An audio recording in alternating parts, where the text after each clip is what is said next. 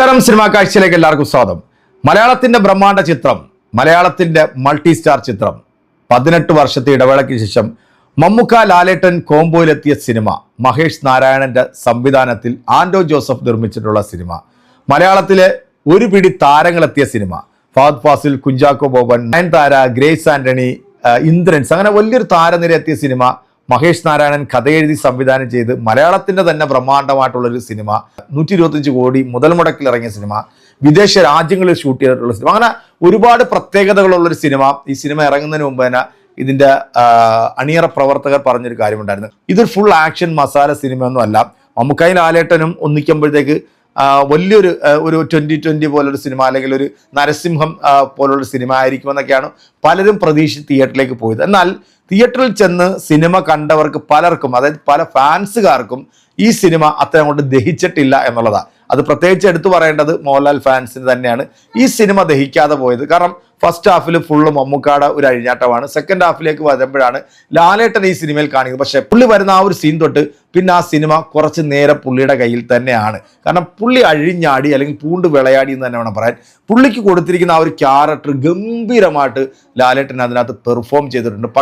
ലാലേട്ടൻ ഫാൻസുകാർക്ക് ഇഷ്ടപ്പെടുന്ന രീതിയിലല്ല മഹേഷ് നാരായണൻ ഈ സിനിമ എടുത്തിരിക്കുന്നത്. അതുകൊണ്ട് തന്നെ ഈ സിനിമയ്ക്ക് ഏറ്റവും കൂടുതൽ നെഗറ്റീവ് അടിച്ചതും ലാലേട്ടൻ ഫാൻസുകാർ തന്നെയാണ്. കാരണം ഈ ഒരു സിനിമ 100 കോടി ക്ലബിലേക്ക് കയറാൻ പാടില്ല.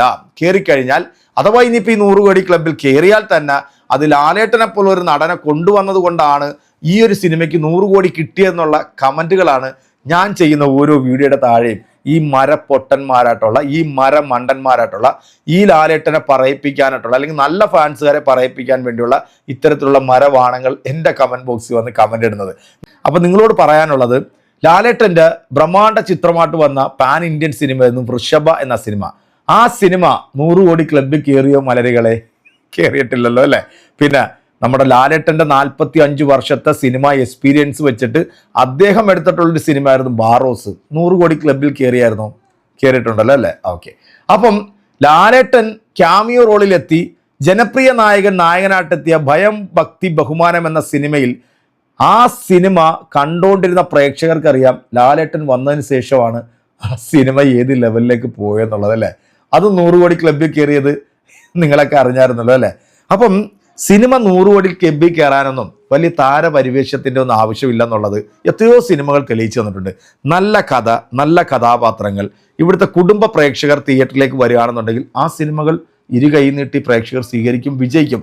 ചില സിനിമകൾ ഇപ്പം ഈ ചില വലിയ ഗംഭീര ആക്ഷൻ സിനിമകളൊക്കെ വന്നിട്ട് 8 നിലയിൽ പൊട്ടിപ്പോയിട്ടുണ്ട്. കാരണം എന്താണ്? ഫാമിലി ഓഡിയൻസുകളെ തിയേറ്ററിലേക്ക് ആകർഷിക്കുന്ന തരത്തിലുള്ള കഥകളാണെന്നുണ്ടെങ്കിൽ തീർച്ചയായിട്ടും 100 കോടി അല്ലെങ്കിൽ 200 കോടി ക്ലബിലേക്ക് കയറാം. അതിൻ്റെ ഏറ്റവും വലിയൊരു ഉദാഹരണമാണ് വാഴ എന്ന സിനിമ.